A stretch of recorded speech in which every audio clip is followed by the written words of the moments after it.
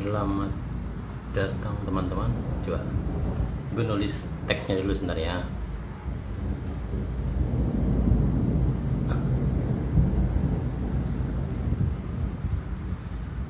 Bentar.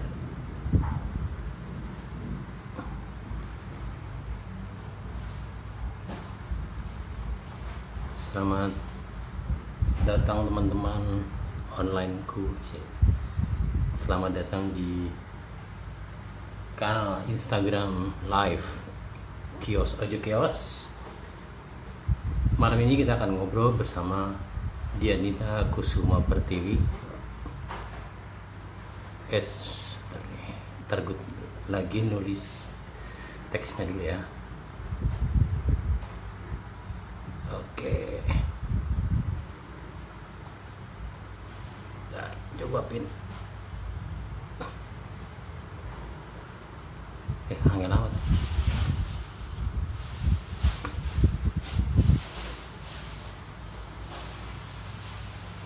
Pin komen, oke. Ya. Nih, penting. Oke. Oke nih. Selamat malam teman-teman.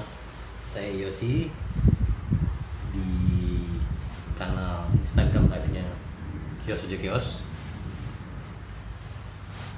Halo teman-teman. Ya, gue sambil pencet wave sama yang baru hadir. Malam ini kita akan ngobrol bersama Dianita Kusuma Pertiwi. Dia baru saja meluncurkan buku terbarunya, judulnya Menanam Gamal. Kayaknya sih seru nih, dan kayaknya beliau udah online nih. Coba saya add aja biar langsung ngobrol. Oke.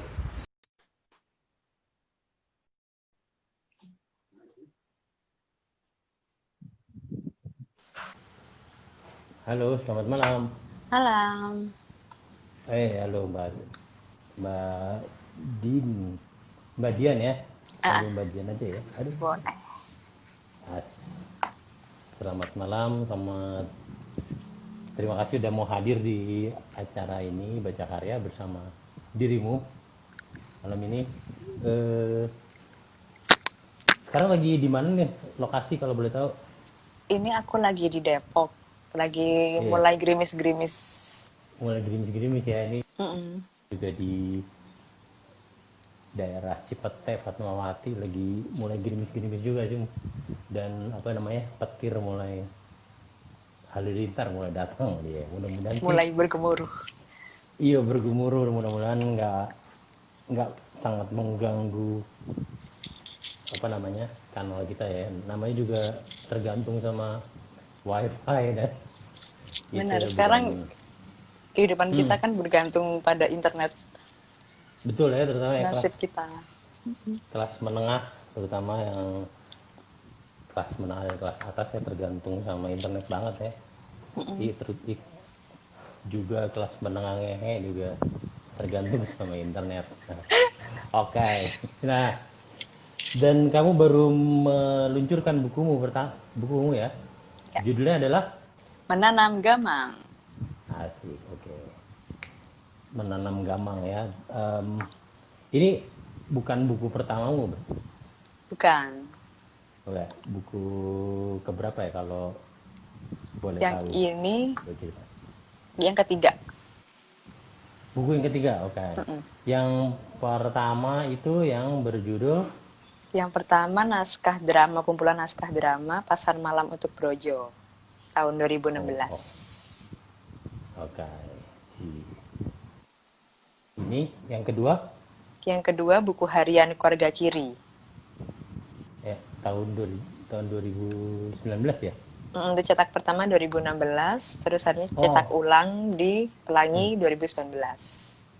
Oh gitu, jadi terus kemudian 2020 dicetak, diluncurkan Menanam Gamang ya bersama penerbit yang sama ya. Jadi ini hitungannya produktif juga ya, kayak ada Kalau yang si buku harian kiri itu berarti udah naskahnya udah cukup lama jadi ya, dan yang cetakan kedua ada perubahan apa enggak?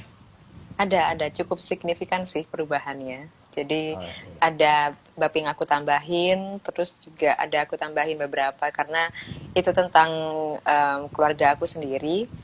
Terus jadi kemudian aku ada kesempatan untuk akses lagi foto-foto lama, itu aku tambahin di Hmm. cetakan yang kedua. Oh gitu. Jadi emang cukup signifikan. Dari segi halaman juga banyak berarti bedanya antara versi pertama versi kedua gitu. Mm-mm.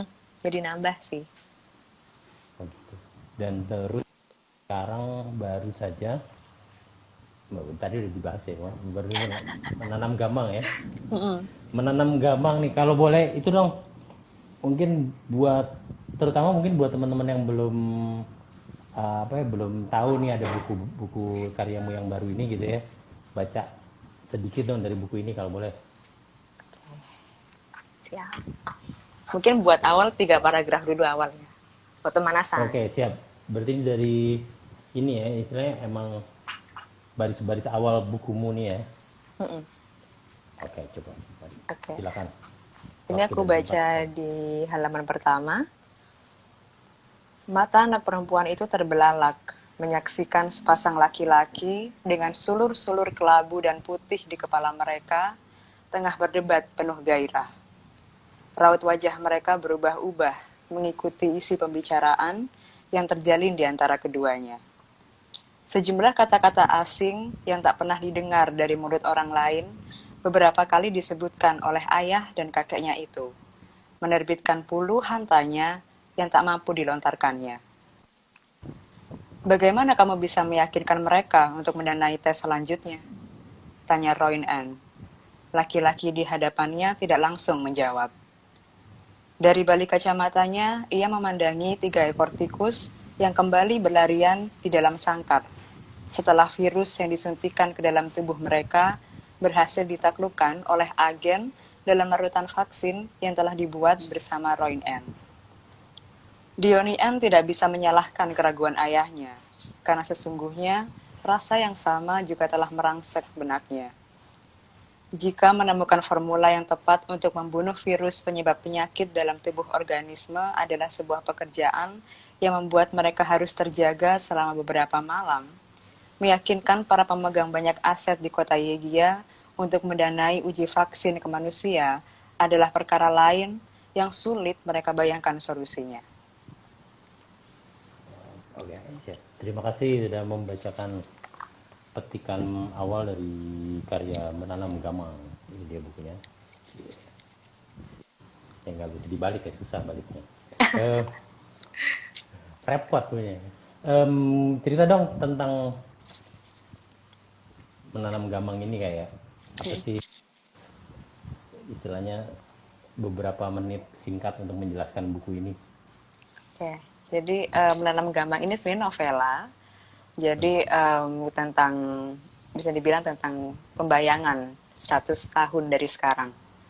Di sebuah kota, tadi sempat ada di dalam teks kota Yegia. Itu kotanya dengan settingnya sudah banyak teknologi yang berkembang, terutama teknologi kesehatan.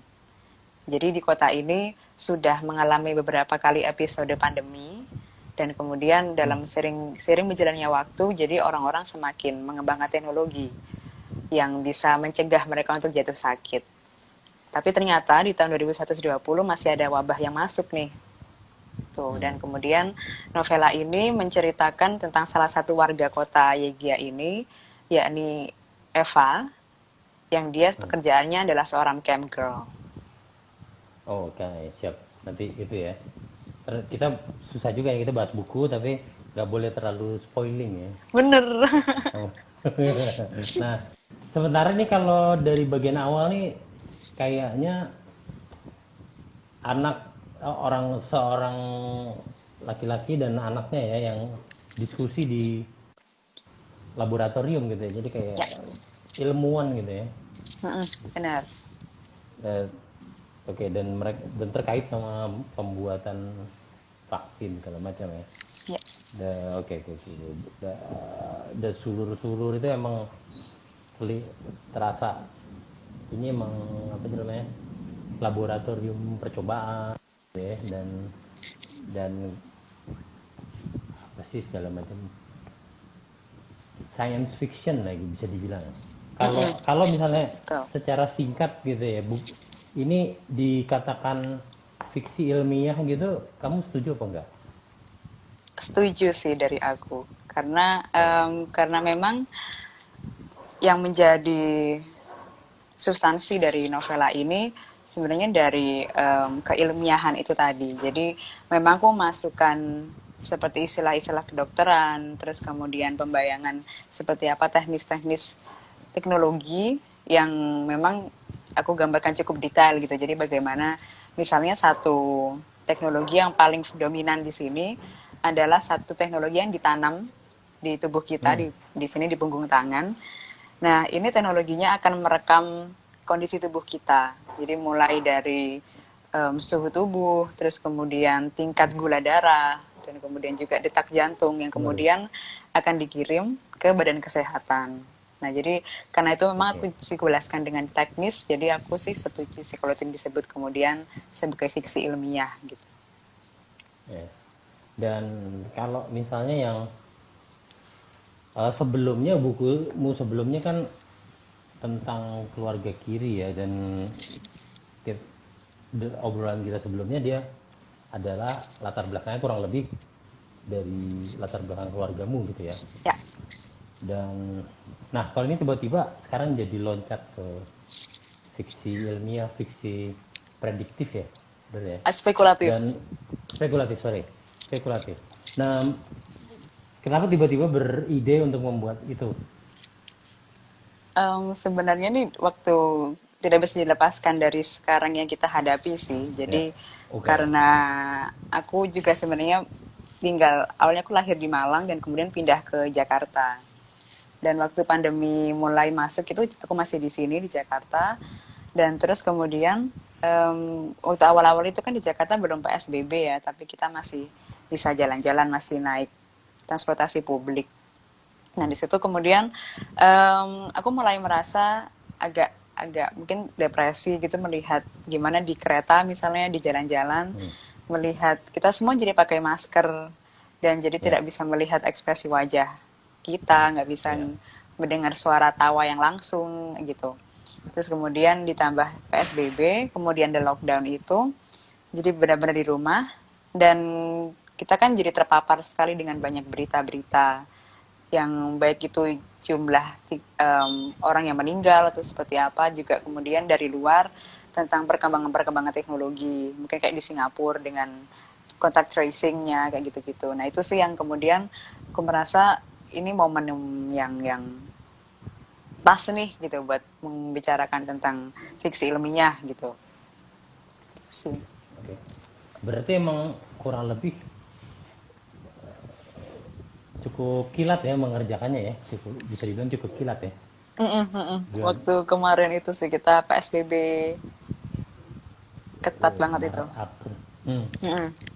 Maret April benar. Terus ini apa? Dan kebetulan ya udah ada udah ada apa istilahnya, udah ada penerbit yang bisa menerbitkan, jadi lebih lebih cepat kerjanya. Apa gimana? Walaupun kemarin sempat ini sih proses editingnya karena ini mungkin kalau teman-teman juga mungkin penasaran. Jadi kan ini ada beberapa obrolan virtual gitu. Dan itu ada perbedaan, Mas Yosi pasti ngeh kan saat membaca. Jadi ada perbedaan font saat deskripsi Oke, biasa ya, dengan dialog virtual. ya. Nah itu jadi Oke, jadi teknis gitu sih editingnya yang waktu itu cukup lama. editing dan untuk masuk ke setting tuh ya berarti ya.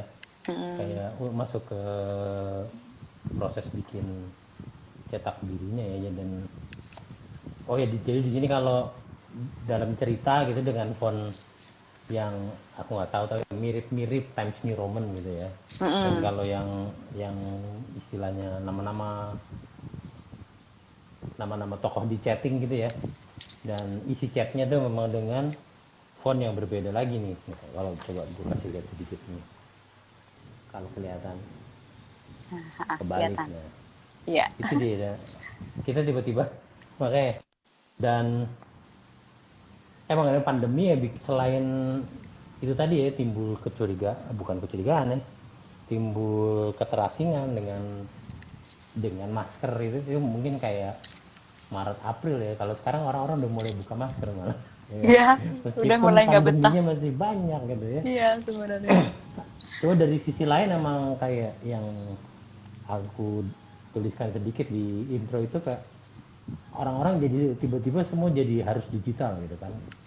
Kayak eh, go apa namanya, ojek online jadi semakin banyak kan, semua orang apa, calon potensial kliennya itu semua di online. Jadi jualan bakso sekarang lebih cepat pakai online, terus sekolah juga lewat online segala macam.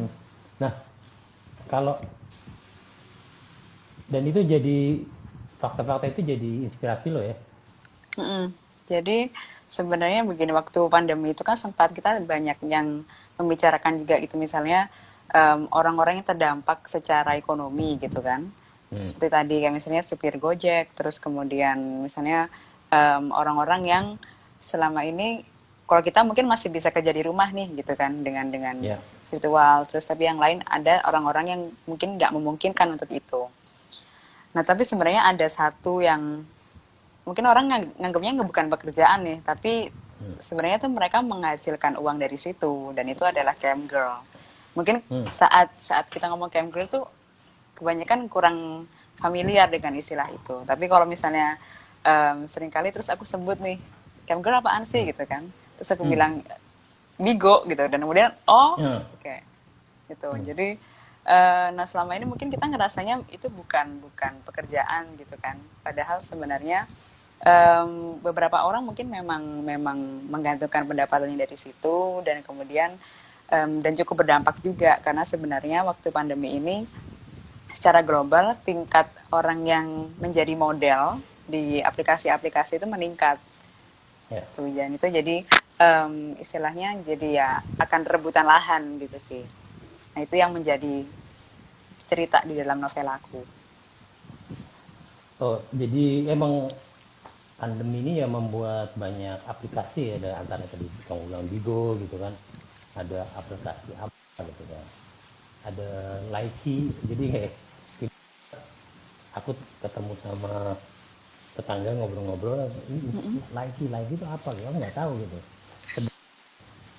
Bisa di Itu adalah salah satu aplikasi yang penggunanya cukup banyak di Indonesia, sedangkan kita nggak tahu sama sekali gitu. Jadi emang digital ini bikin begitu ya, kita kita merasa tahu semua, tapi ternyata ada dunia-dunia lain di di sisi di tetangga kita gitu. Dan itu ada setuju sama yang kamu bilang, banyak ada bintang-bintangnya gitu, dan dari segala kalangan. Dan emang sebenarnya kalau bisa dibilang, kalau kayak tadi ketika temanmu bertanya itu cam girl itu apa gitu ya, berkonotasi apa ya, pornografis atau seksual gitu ya. Apakah semua begitu, apa yang diceritamu tuh gimana? Di ceritaku sebenarnya untuk tokoh utamanya sendiri, dia punya satu nilai yang dia pegang sebenarnya, bahwa dia tidak akan tampil secara telanjang gitu. Jadi Oke. kayak gitu. Jadi nah satu hal lagi juga mungkin yang aku coba gambarkan adalah di sini Cam Girl ini sebagai performer gitu, sebagai dalam tanda kutip seniman. Jadi mereka benar-benar mempersiapkan pertunjukan mereka layaknya seniman pertunjukan lain ya. Mereka pakai makeup, mereka memikirkan kostum mereka seperti apa. Nah, dan kemudian ada sebenarnya saat kita itu benar. Jadi kalau kita pakai kacamata moralis, mungkin kayak pasti anak orang-orang Cam Girl ini pasti arahnya ke sana, pasti semua dalam tanda kutip mungkin melacur secara virtual gitu kan. Tapi sebenarnya tidak seperti itu, dan juga di sini aku gambarkan itu. Jadi memang yang mungkin kita nggak ngerasa mereka punya nilai, tapi sebenarnya mereka sendiri pribadi itu punya nilai-nilai yang mereka pegang gitu, yang nggak banyak orang tahu juga sih. Jadi kalau zaman sekarang tuh bisa dibilang ya misalnya camgirl itu tuh adalah bagian dari content creator. Content Yes. creator ya sekarang. Jadi karena aku baru lihat video dari satu berita apa namanya kantor online gitu ya, kantor berita online gitu, dan dia ngomong tentang ini perempuan ya, kebetulan perempuan emang kurang lebih pekerjaannya yang seperti yang kamu ceritakan itu gitu kan, tapi di title-nya disebutkan content creator karena emang dia bikin konten ya, dan orang menonton dan orang mengkonsumsi informasi itu, dan sekalian juga bisa bahasa Indonesia pasarnya itu nyawer ya, nyawer gitu. Bener. Dan di ceritamu juga ada unsur itu ya, Ya. memberikan uang kepada performer itu. Jadi kalau di novel aku pakai istilah glot untuk Gila ya. untuk kursnya itu. Nah dari kalau misalnya dari situ kan ada apa namanya, ada fenomena, ngomong-ngomong di daerahmu hujannya makin gede ya, dengeran tadi Kedenger ya? iya Ah, gila. kedengeran dari sini belum. Nggak apa-apa, jadi ini menambahkan background background audio. Em, Tadi ada tentang pandemi gitu kan, kemudian digital, ada kesepian gitu kan. Terus gimana lo menyatukan ide-ide itu dan mengembangkannya akhirnya jadi sebuah buku gitu. Oke. Jadi tadi yang aku ceritakan tentang aku mulai gamang melihat kita Hmm. semua harus memakai masker, terus kemudian di sini pun aku masih tinggal di kosan dan kemudian kebanyakan pada pulang dan tersisa Hmm. tinggal aku di sini, dan aku juga mempertimbangkan misalnya kalau misalnya aku pulang kembali ke Malang kemungkinan akan bisa saja aku membawa virus gitu kan, jadi aku memutuskan Hmm. ya sudah aku nggak pulang gitu. Nah, hal-hal pribadi itu kemudian aku catat sebagai akhirnya aku godok sebagai satu keadaan psikologis karakter gitu. Jadi, nah kemudian untuk hal-hal yang seperti teknologi dan kesehatan itu aku riset. Jadi melalui banyak sumber ya bisa jadi berita-berita, dan kemudian untuk yang teknologi khususnya juga aku sebenarnya konsultasi dengan kakakku yang emang beliau ini kerja di IT. Jadi kami sering membayangkan sih kayak kira-kira setahun depan atau sekian tahun berikutnya akan seperti apa sih di teknologi kayak gitu, karena kan mungkin kalau kita sebagai pengarang gitu ya yang istilahnya bukan di IT kita bisa membayangkan apa aja gitu mungkin, tapi Hmm. secara teknis yang benar-benar kemungkinan itu kan yang tahu emang orang-orang di bidang itu gitu kan. Jadi aku saat riset itu jadi aku melakukan hal-hal itu sih, konfirmasi-konfirmasi itu. Oke, jadi kalau misalnya dibandingkan ini karyamu yang sekarang ini yang apa eh, fiksi spekulatif gitu ya, dan kemudian dari karyamu sebelumnya yang ceritanya tuh udah ada di sekitar, mungkin udah ada tokohnya, udah ada background story-nya segala macam, nih bedanya apa tuh dari sisi berkarya. Dari prosesnya sih aku merasa lebih banyak imajinasi yang harus dipantik gitu sih, jadi ngerasanya. Jadi karena benar bahwa yang keluarga kiri itu memang apa yang aku dengar dari kecil gitu kan, walaupun aku Hmm. jelas nggak mengalami tentang pemenjaraan dan lain sebagainya, tapi aku mendapatkan cerita tentang itu dari kecil sampai hari ini juga dari ibuku, Hmm. jadi sangat-sangat familiar gitu kan. Nah, untuk yang kali ini memang 100 tahun kemudian jadinya yang apa yang kurasakan itu gini. Jadi apa yang saat ini itu sebagai titik lompat membayangkan 100 tahun itu seperti apa. Hmm. Jadi kayak gitu misalnya. Sementara yang sebelumnya kan aku lebih ke retold aja sebenarnya, menceritakan kembali yang udah lewat. Nah yang sekarang realitas sekarang jadi satu titik untuk membayangkan 100 tahun itu seperti apa. Sisi prosesnya. Oke. Misalnya ya tentu aja ya, namanya berkarya kita kan ada istilahnya semacam referensi gitu atau apa, mungkin karya-karya yang sebelumnya pernah kita baca menjadi referensi dan inspirasi gitu ya. Kalau kamu ada ininya nggak? Ada inspirasinya, ada nggak, misalnya baca apa atau nonton apa?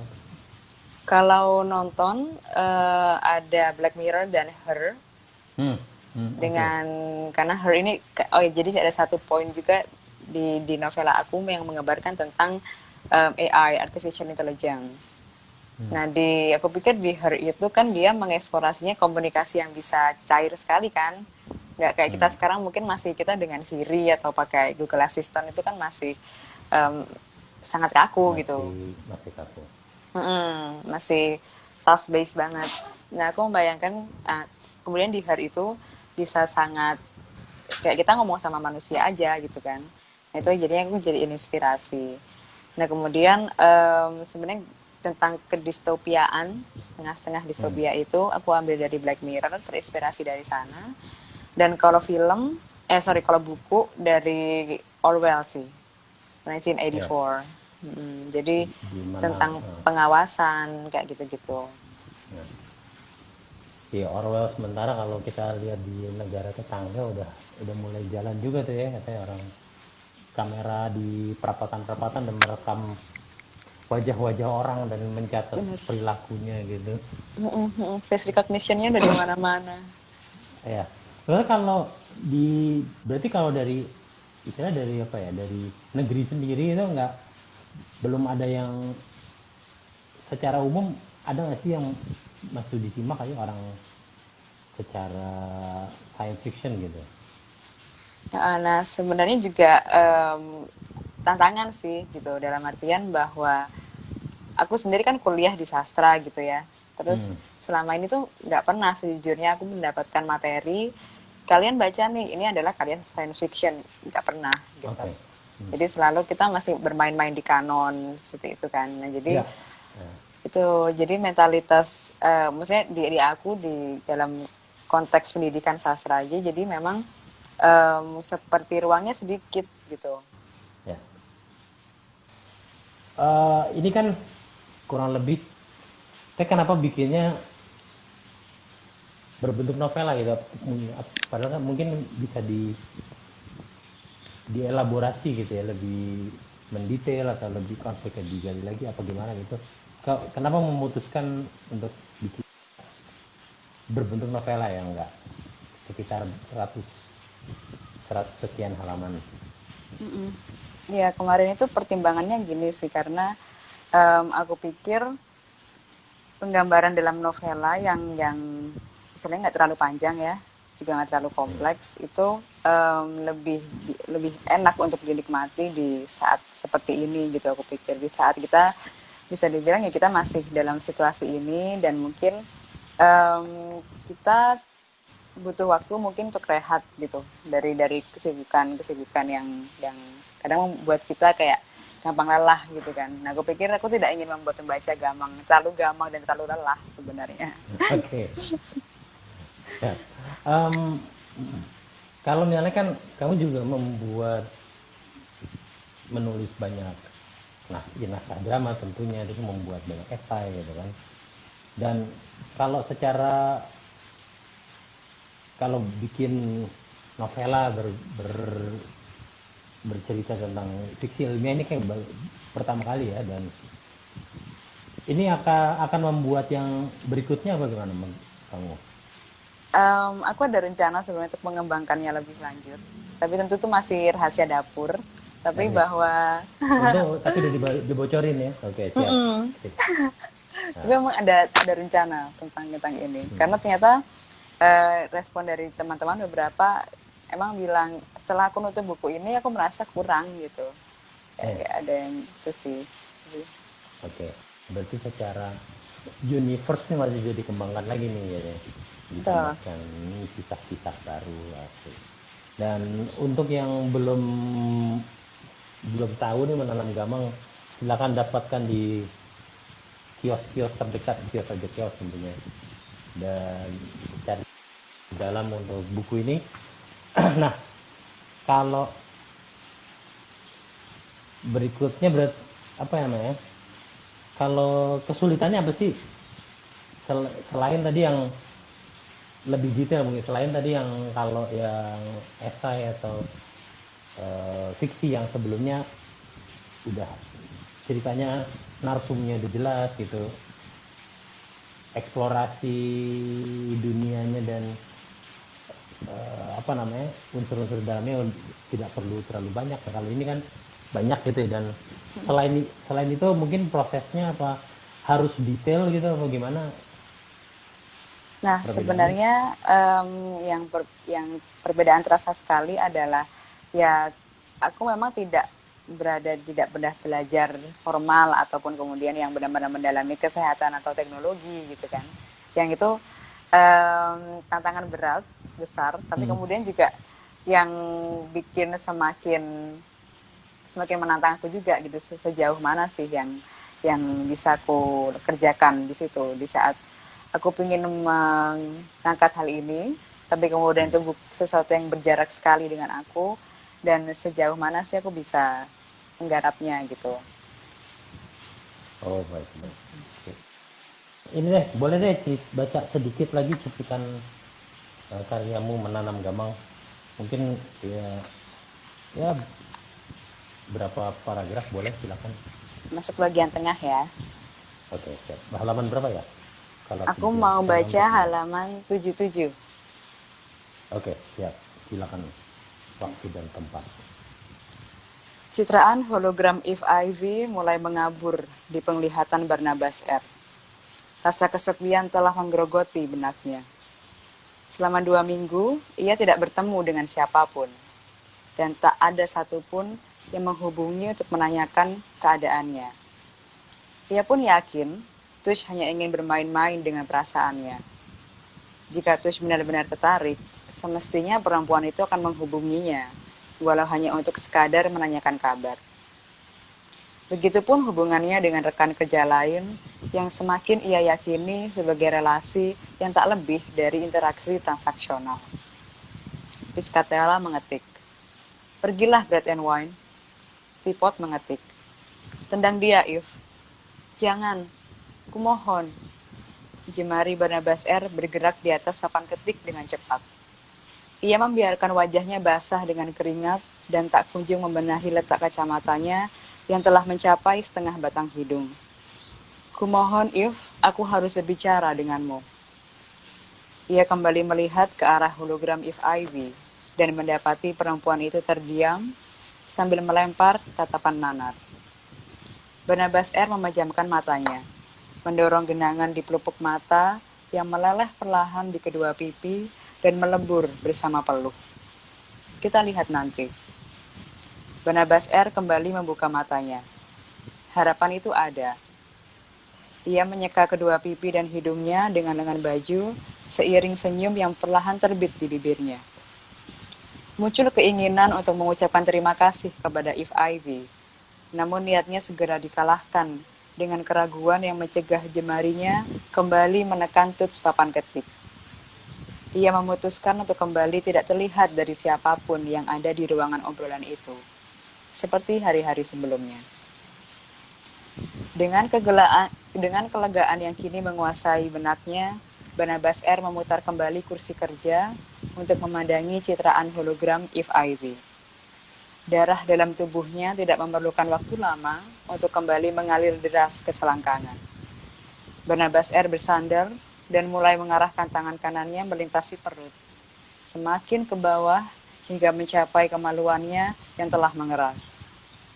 Setiap hentakan di pantat If Ivy dan desah ringan yang terdengar oleh telinganya mengantarkan sinyal ke otak dan membangunkan impuls dalam sarafnya. Ia terus menggerakkan tangan ke atas dan ke bawah, membiarkan cairan bening yang keluar dari uretranya mengalir lembut. Tak sekalipun ia mengalihkan pandangannya dari citraan hologram itu. Semakin lama, cengkramannya semakin kuat, diikuti gerakannya semakin cepat, seirama dengan tempo pukulan If. Dorongan yang terbit dari pangkal kemaluannya pun tak lagi bisa ditahannya. 34. Barnabas menenggelamkan tubuhnya di kursi dan membiarkan kakinya terjulur dengan cairan kental putih yang masih membungkus jari tangan kanannya. Nodo menghela nafas panjang. Wajahnya dihiasi bulir keringat yang keluar dari pori-pori kulitnya. Ia masih memandangi hologram itu. Turut tersenyum bahagia melihat If Ivy merayakan keberhasilannya naik peringkat. Ia pun semakin yakin akan mendapatkan kesempatan itu. Berbicara dengan If Ivy melalui ruang obrolan privat. Sudah. Oh, siap. Terima kasih. Ini tanggapan gue ya. Kan. Apakah If Ivy berhubungan dengan HIV? Gitu. Oh, ini tidak perlu dijawab nanti. Nanti silakan teman-teman yang pengen tahu bisa langsung bertanya beliau ya gimana setelah membaca bukunya tentunya ya. Terima kasih nih ngobrol-ngobrolnya dengan kamu Mbak Jan. Saya kayak boleh ya kita masih ada waktu boleh tanya sedikit beberapa hal ya kayak kalau kamu sebagai penulis ada kayak komunitas tertentu nggak kayak komunitas atau kalau kontak dengan beberapa teman penulis tentu ada ya tapi kan berkomunitas secara formal gitu iya nggak apa Enggak sendiri sih aja? aku sendiri aja. Aku menikmati kegampanganku dengan sendiri. Ya. Berarti setelah ini juga berarti ada eh, menanam gamang part 2 ya. Betul. Dinantikan. Oke. Nantikan di kios-kios kesayangan Anda. Oke. Terus sekarang lagi sibuk apa nih kalau Sekarang ada ini project sebenarnya penuh? ada proyeknya ngerjain kamus istilah Orde Baru. Kamu sama? Istilah Orde Baru. Wah, oke. Ya. Itu apa tuh kalau boleh tahu? Jadi sebenarnya itu salah satu rubrik yang aku buat di blog aku. Jadi istilah-istilah yang dipakai di Orde Baru. Nah, aku nuliskannya urut dari A apa aja Ya. misalnya ABRI terus kayak gitu-gitu. Iya. Dan kemudian ternyata beberapa bulan yang lalu aku dihubungin dari salah satu penerbit di Jogja yang katanya tertarik mau menerbitkan itu. Nah, sebenarnya yang di blog aku itu masih waktu itu sampai huruf J kalau nggak salah. Nah terus habis itu aku bilang kan, emang ini belum selesai, jadi aku akan memprosesnya sekarang sih ada 158 entry yang harus ku kerjakan. Jadi kamusnya bukan sekedar kata kemudian definisinya apa, tapi ada latar sejarahnya. Jadi misalnya Ya. kenapa ada istilah ini bisa terbentuk atau nama ini kenapa terkenal waktu Orde Baru kayak gitu sih. Waduh, itu menarik juga tuh. Menarik. Semoga itu ya bisa cepet. Udah ada ini, udah ada apa? Udah ada ancer-ancer kira-kira bisa terbit kapan? Awal tahun depan sih, semoga bisa. Oke. Oh ya udah. Ini berapa puluh hari lagi udah tahun depan ya? Betul. Oh aduh, waktu bergulir ya gara-gara COVID jadi perasaan awal COVID kayaknya lama banget ya, tahu-tahu udah selesai aja udah mau 2020 ya. Udah 8 bulan Nah, kita dan seperti ini. oke. Dan iya jadi kemarin browsing juga ada adalah artis Eropa ya bikin lagu judulnya FCK kita 2020 itu seru sih buat apa ya buat rusuh-rusuh antar tahun baru sendiri gitu pasang lagu itu. Benar-benar Nah tahun kalau baru misalnya sendirian. kayak gue iya makanya yang kecuali yang udah nggak peduli lagi ya gimana lagi dengan protokol kesehatan yang ketat ya pakai tanda kutip besar. Oke. Kalau boleh berbagi kalau kamu punya kiat menulis yang kayak wah nih gue harus begini kalau nulis kayak macam tiap orang kan pasti punya ya dan ada yang mirip ada yang ada yang mirip ada yang beda tapi kalau kamu apa yang kamu pegang dalam menulis gitu? Kalau aku memegangnya mungkin di riset sih. Jadi maksudku terlepas tadi kan mau karyaku ini sebenarnya yang dulu bener dekat dengan aku, yang sekarang jauh, tapi aku merasa sama-sama butuh riset yang mendalam. Dalam artian, kalau misalnya yang buku harian Roga Kiri kemarin, Walaupun itu udah sering aku dengar, tapi karena itu kan basisnya arsipnya adalah ingatan gitu kan. Jadi em, aku pikir aku sering berkomunikasi lagi dengan mereka. Terus kemudian aku bahkan sempat ke museum-museum untuk melihat kayak misalnya kayak sumber-sumber tersier gitu kan, melihat setting di Malang pada waktu itu sebenarnya kayak apa sih fenomena 65, penangkapannya seperti apa. Nah, kemudian di yang menanam gamang ini semakin lagi risetnya, tapi karena sekarang mungkin aku pikir lebih ke bacaan ya, karena Hmm. situasi juga nggak mungkin mau riset, tapi aku waktu awal-awal sempat dalam artian itu tadi, jadi observasiku adalah melihat Jakarta di saat pandemi. Jadi jalan-jalan sendirian, Hmm. terus kemudian ngelihat gimana orang-orang berkomunikasi sekarang, kayak gitu-gitu sih. Jadi emang Jadi salah riset. satu pasalnya adalah semacam metode penelitiannya udah runtut ya, ada step by stepnya selalu kamu ikuti gitu ya. Oke, siap. Dan terima kasih nih waktunya udah Aku juga ngobrol-ngobrol terima kasih ya, banyak. dengan senang hati. Semoga proyek-proyeknya lancar semua dan yang sudah keluar bisa cepat menemui pembaca lebih banyak lagi. Yang belum, yang lagi diproses bisa cepat keluar, cepat cepat terbit ya. Gitu. Sip. Oke, Terima kasih terima banyak lagi. kasih. Sampai jumpa di kesempatan berikutnya gitu. Nggak tahu nih pandeminya berapa bulan lagi, berapa ratus tahun lagi, kita nggak tahu nih gitu kan. Oke. Dan teman-teman yang nonton, terima kasih banget waktunya. Eh, Abis ini ada musik lagi bersama Kios Ojo Kios jam 9. Silakan disimak. Sementara itu saya pamit dulu. Sampai jumpa. Thank you Dian. Sampai Terima ketemu lagi. kasih Mas Yosi.